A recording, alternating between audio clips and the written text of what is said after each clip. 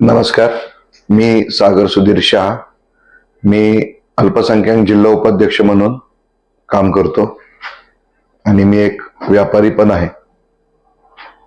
सागर शेठ, फलटण शहरातील व्यापारी हा भाजपाकडे बऱ्यापैकी वळला आहे. खरं पाहिलं तर फलटणची बाजारपेठ खूप छोटी आणि मरगळ आलेली आहे. तर ती मरगळ झटकण्यासाठी भाजपाकडे काही असा विजन आहे का की फलटण शहराची पूर्वी बारामती असेल, दहिवडी असेल, लोणंद असेल किंवा इकडे पुशेगाव असेल, या भागातले लोक खरेदी करण्यासाठी फलटणमध्ये येत होती, त्या पद्धतीनं बाजारपेठ पुन्हा एकदा उभारण्यासाठी किंवा उभारी घेण्यासाठी भाजपाकडे काही विजन आहे का? तसं बघायला गेलं तर तुम्ही म्हणताय ते बरोबर आहे, कारण बारामतीपेक्षा फलटणची बाजारपेठ ही मोठी होती. परंतु गेली 35 वर्षापूर्वी जशी बाजारपेठ होती ती तशीच आजही दिसते. बरेच 35 वर्ष झालं, त्यात काही असा बदल झाला नाही आणि बऱ्यापैकी बाजारपेठ हे एरिगेटेड कमी क्षेत्र असल्यामुळं सुद्धा बाजारपेठेत उठाव किंवा असं मरगळ आल्यासारखं चित्र सगळ्यांना दिसत होतं. परंतु आता दादांनी नीरा देवधर म्हणा किंवा बऱ्याच योजनेतनं जे पाण्याचं धुंबलकोडी म्हणा, जे पाणी आणलं त्यात बराच भाग एरिगेटेड होणार आहे दादाने, रणजित दादांनी, आणि त्याच्यामुळे आता बाजारपेठ बऱ्यापैकी सुधरल. पण नुसतं पाणी आणलं म्हणून बऱ्याच गोष्टी काही होत नाहीत. ते दादांनी जे पाणी आणलं त्याबरोबर आता नगरपालिकेची कौल किंवा बऱ्यापैकी लोक शमशेरदादांकडे जे अट्रॅक्टिव्ह पर्सन म्हणून बघायला लागलेत. तो विषय कसा आहे की आज बाजारपेठेत पार्किंग समस्या खूप मोठी आहे. पार्किंग समस्या आहे, व्यापाऱ्यांना असं सेफ्टीच्या विषयाने दुसरं काय नाहीये. सीसीटीव्ही वगैरे हे नुसते लावल्यासारखे आहे, त्याचा काही उपयोग झाला नाहीये. तसं शमशेरदादांनी जे सांगितलं आणि त्यांचं विजन आहे की बाबा बाजारपेठ चांगली करण्यासाठी पार्किंगची व्यवस्था ते प्रॉपर ठिकाणी करतीलच आणि त्या पद्धतीने चाललीच. आणि जे दुकानांपुढं जे गाडे लागलेले असतात किंवा काय लागले असतात त्यांना पण एक व्यवस्थित प्लॅनिंग करून दिलं की त्यांचा पण तो धंदा बऱ्यापैकी चांगल्या ठिकाणी होऊ शकतो. आता इथं खाऊ गल्ली सारखा विषय आहे, परंतु बऱ्याच ठिकाणी बाजारपेठेत असे गाडे वगैरे लागलेले, तर त्याच्यामुळे व्यापाऱ्यांना प्रॉपर असं ट्रॅफिक जाम होत असल्यामुळे ते असं व्यापाऱ्यांपर्यंत ग्राहक असं थांबत नाहीत. आणि इथं इन्व्हेस्टमेंट करण्यासाठी जे आता लोक बारामती 20 किलोमीटरवर आहे, तिथं बऱ्यापैकी इन्व्हेस्टमेंट खूप आली. तसं आपल्या फलटणमध्ये अजून इन्व्हेस्टमेंट काही चालली नाही.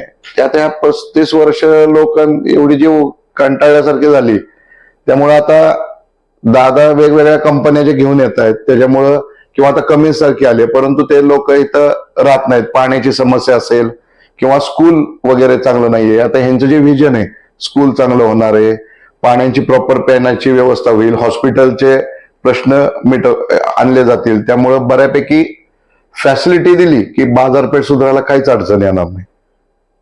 आपण त्याच अनुषंगानं तुम्ही म्हणाला की कुठे गाड्या उभ्या असतात, कुठे काय असते, त्याच अनुषंगाने तुम्हाला प्रश्न असा आहे की फलटण शहर एकमेव महाराष्ट्रात असं शहर आहे, कुठेही चिकनचं शॉप, कुठे मटन शॉप, मंदिराच्या शेजारी मासे विक्री, याबाबत आपण काही नगराध्यक्ष पदाचे जे उमेदवार आहेत, शमशेरदादा असतील किंवा माजी खासदार रणजित नाईक निंबाळकर, याच्यासाठी आपल्याकडे काही असा प्री प्लॅन आहे का की ह्या दुर्गंधीमुळे कुठेही चिकन, कुठेही मटन, आज एवढी मोठे मटन मार्केट आहे, मच्छी मार्केट आहे, पण कुठेही मंदिराच्या ठिकाणी सुद्धा मासे विक्री केले जाते, याबाबत आपल्याला काय वाटतं? नाही, याबाबत माझ्याही मनात खंत आहे. एकतर माझ्या मनात म्हणण्यापेक्षा सगळ्याच व्यापाऱ्यांच्या मनात खंत आहे. यासाठी वेल प्लॅन नगरपालिका बघितली पाहिजे. आता एवढे वर्ष कसं झालं, हम करे सो कायदा नगरपालिकेत चालत होता, परंतु जेव्हा शमशेरदादांचं विजन बघता हे कळलं की दादांनी एक टीम तयार केली. त्यात बिल्डर असोसिएशन, ऑटोमोबाईल असोसिएशन, व्यापारगार, भाजी मार्केट, आम्ही एक अशी व्यापाऱ्यांची मोठी मीटिंग ठेवली होती सेलिब्रेशन मध्ये. तर ते मध्ये आम्हाला एवढा व्यापाऱ्यांनी उत्स्फूर्तपणे प्रतिसाद दिला. त्याच्यावरून ह्यांना सगळ्यांना विश्वासात घेऊन कशा प्रकारे प्लॅनिंग केलं पाहिजे, कशा प्रकारे मच्छी मार्केट म्हणा हे कुठल्या बाजूला दिलं पाहिजे, काय ह्याचं सगळ्याचं वसाहत म्हणा किंवा त्यांचं जे स्थापना आहे ती व्यवस्थित व्यापाऱ्यांना विश्वासात घेऊन केली जाणार आहे, ह्याचा मला शमशेरदादांवर पूर्ण विश्वास आहे. आपण बिल्डर असोसिएशनचा विषय काढला, आपण उपाध्यक्ष आहात. हो. सुरुवातीला नगरपालिकेमध्ये पार्किंग दाखवलं जातं, एकदा त्याचं परवाना आला, कम्प्लिशन सर्टिफिकेट आलं की परत तिथं शॉप तयार होतात, त्याला पार्किंग सोडलं जात नाही, कुठे अस्ताव्यस्त गाड्या, त्या रिंग रोडचा अक्षरशः माथेरा झालंय. याबाबत आपल्याला काय वाटतं? आणि त्यालाच अनुषंगाने दुसरा एक प्रश्न की पेन्शनरचं गाव म्हणून फलटण ओळखलं जातं, फलटण शहरामध्ये माळजाई सोडला तर कुठे फुटपाथ नाहीये, याबाबत आपलं काय मत आहे? नाही, बिल्डर असोसिएशनचा उपाध्यक्ष म्हणून मी सक्रियपणे काम करतो, परंतु जेव्हा कम्प्लिशन सर्टिफिकेट मिळतं त्याच्यानंतर जे काय असे वाढवले जातात, ह्यात नगरपालिकेने थोडस कधी हस्तक्षेप केला नाही. वरिष्ठांना नगरपालिकेचं प्रेशर म्हणा किंवा नगरपालिकेला सारखं अधिकाऱ्यांना प्रेशरमध्ये ठेवणं हे वरिष्ठांनी केलेलं होतं. त्यामुळं पार्किंग मध्ये कुठं गाळे काढ, कुठं अतिक्रम काढ, हे सुद्धा दुर्दैव आहे की मी बिल्डर असोसिएशनचा मेंबर असून मला सांगावं लागतं की इथून पुढं असं होणार नाही. कारण ह्यासाठी दादांनी एक बांधकाम विभाग जो स्वतंत्र केलाय, तिथे एक स्वतंत्र एटीपी बसण्याची व्यवस्था त्यांनी केली आहे. आणि आपण एक त्या ठिकाणी टोल फ्री नंबर आपण आयोजित करतोय की जेणेकरून काही चुकीचं दिसलं, जे कळवलं तर त्याच्यावर 100% ऍक्शन घेतली जाईल, हे नक्की.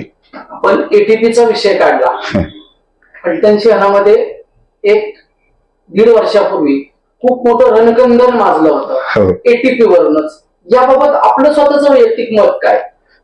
नाही, ते एटीपी थोडासा विषय कसा झाला की आमच्या नगरपालिकेत सत्ता नसल्यामुळे त्या एटीपीला लगाम राहिली नव्हती. त्याच्यामुळं त्यांनी चुकीचं, आमच्या पण निदर्शनास असं की त्यांनी खूप चुकीचं वागलं. आणि दुर्दैव असं की त्यांना आम्ही सुद्धा खूप मदत केली होती, हे आमचं दुर्दैव, हे मला ते पण सांगायला वाटतं. परंतु त्याच्यानंतर त्यांचा स्वभाव जसा कळला तसं आम्ही दादांना, आदरणीय रणजित दादांना सांगितलं की एटीपी हा नको, काही करून तुम्ही बदलून घ्या. हे जर थोडंसं वागणं व्यापाऱ्यांना आणि ह्यांना चुकीचं वाटतंय आणि चुकीचं आहे. त्या क्षणाला दादांनी ऍक्शन घेऊन त्यांना इकडून हाकलून लावलं म्हणलं तरी चालेल आणि त्याच्या जागी दुसरे अधिकारी नेमले आहेत. आपण बिल्डर असोसिएशनचे उपाध्यक्ष आहात. शासन कोट्यवधी रुपयांचा निधी वरून पाठवत असतं, केंद्र असेल, राज्य असेल किंवा तुमचा स्थानिकचा निधी असेल, नफा फंड असेल, दर्जेदार कामं होत नाहीत फलटण शहरामध्ये. याबाबत आपलं मत काय? याबाबत म्हणजे जसं एटीपीचे खलटे साहेब सेम तसंच आहे.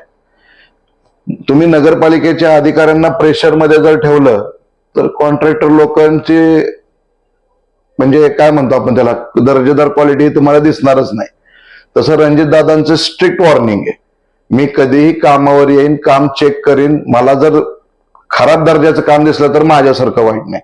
आणि याचं उत्तम उदाहरण म्हणजे तुम्ही बघताय की कॉन्क्रीट रोड, जे फलटणमध्ये एवढे वर्षाचे बजेट येत होतं, 120-130 कोटीचं आपलं काय बजेट असेल, ते साधे रस्ते केले जायचे, डांबर केले जायचे. ते कुणाला काम मिळतंय, किती वेळा त्यांचं रिपिटेशन होतंय, दरवर्षी आलेला फंड त्या रस्त्याच्या कामात घालवायचा, बाजारपेठ, गार्डन डेव्हलपला तो फंड शिल्लक राहत नव्हता.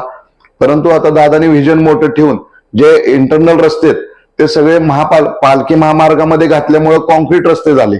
आता गेले 35 वर्ष, 40 वर्ष, 50 वर्ष आपल्याला नगरपालिकेचा फंड त्या रस्त्यावर म्हणजे आपण घालायची गरज नाही. तो पालखी ह्याच्यात वर जे केल्यामुळे तो झाला. आणि परंतु आता जो आपला फंड शिल्लक राहील तो फलटण डेव्हलपमेंटसाठी 100% वापरला जाईल. फलटण नगरपालिकेपासून 1 किलोमीटरच्या रेडियस मध्ये आपली फलटण नगरपालिकेची हद्द संपली जाते. ह्याचं पण आम्हाला दुर्दैव. परंतु ती का एवढे दिवस हद्दवाढ झाली नाही? फलटण नगरपालिकेपासून 1.5 किलोमीटरच्या रेडियसच्या बाहेर 200-200 एकर जमिनी कुणाच्या आहेत, काय आहेत, त्याच्यामुळे हद्दवाढ झाली नाही. म्हणजे स्वार्थासाठी हद्दवाढ केली गेली नाही. तर हद्दवाढ केली गेली की 100% व्यापाऱ्यांना आणि बिल्डर लोक, आमच्या लॉबींना बाहेर बिझनेस करण्यासाठी स्कोप चांगला मिळतो, नगरपालिकेच्या फॅसिलिटी मिळतात. आजकाल मार्केटमध्ये फलटण शहरात फ्लॅट घ्यायसाठी लोक इच्छुक आहेत, बाहेर जाताना ते विचार करतात. त्यामुळे आमच्या लॉबीला पण दिवस चांगले येतील. हद्दवाढ होणे गरजेचं आहे. ते नक्कीच शमशेरदादा आणि रणजितदादा बसून हद्दवाढ करतील. आपण हद्दवाढीचा प्रश्न थोडा वेळ बाजूला ठेवू. फलटण शहरामध्ये चोऱ्यांचं प्रमाण प्रचंड वाढलेलं आहे. याबाबत आपण आपली सत्ता आहे तेव्हा आपले गृहमंत्री आहेत, याबाबत आपण जिल्हा उपाध्यक्ष आहात, हम्म. माझे खासदार रणजितसिंह नाईक निंबाळकर किंवा शमशेरदादा यांच्या माध्यमातून पोलिसांच्यावर काही असे निर्बंध राहतील का की 24/7 लोकांच्या सुरक्षिततेसाठी त्यांनी राहिलं पाहिजे? मगाशीच सांगितलं की एक जो सीसीटीव्हीचा जो विषय आहे तो प्रॉपर सीसीटीव्ही हा प्लॅनिंगनी 300 मीटरवर एक सीसीटीव्ही कसा लागेल, व्यापाऱ्यांना त्याची सुविधा कशी होईल हे 100% बघितलं जाणार आहे. इव्हन प्रत्येक चोरीचं प्रमाण बघायला गेलं तर आधीचे जे होतं फलटणमध्ये सारखं घरफोडी ऐकायला मिळायचं, बाजारपेठेत काय ना काहीतरी कुणाला लुटलेलं मिळायचं, रस्त्यावर व्यापारी लुटलेले मिळायचे, हे गेले तुम्ही बघा. जसं दादांकडे नगरपालिकेचं थोडंसं लक्ष आलंय तसं हे कमी कमी होत चाललंय. 100% व्यापाऱ्यांना, चोरी माऱ्यांना, ह्यांना कसल्याही प्रकारचा व्यापाऱ्यांना त्रास होणार नाही आणि प्रशासन पूर्णपणे सक्रिय राहील. आपण रात्रीच्या गाड्या सुद्धा वाढवलेल्या आहेत, त्यामुळे त्या काही अडचणी येणार नाही याची 100% खात्री आहे. पण शमशेरसिंह नाईक निंबाळकरांचे जवळचे सहकारी म्हणून मानले जातात, त्यांना नगराध्यक्ष पद खेचून आणण्यासाठी आपण काही वेगळी व्यूहरचना केली आहे का? वेगळी व्यूहरचना म्हणजे मी एक व्यापारीच आहे, व्यापाऱ्यांच्या अडचणी काय आहेत ह्या दादांना सांगून, दादांनी त्या समजून घेऊन त्याच्यावर तोडगा काढून बऱ्यापैकी जे नियोजन केले आणि तोच विषय आहे की मार्केट जे प्रॉफिटेबल दिसलं पाहिजे आणि चांगल्या प्रतीने वाढलं पाहिजे यासाठी दादा 100% खूप सक्रिय आहेत, प्रयत्न करतील आणि डेव्हलपमेंट दादांमुळेच होणार आहे. त्यामुळे तुम्ही निर्धास्त राहा, चांगल्या पद्धतीने डेव्हलपमेंट होईल. धन्यवाद.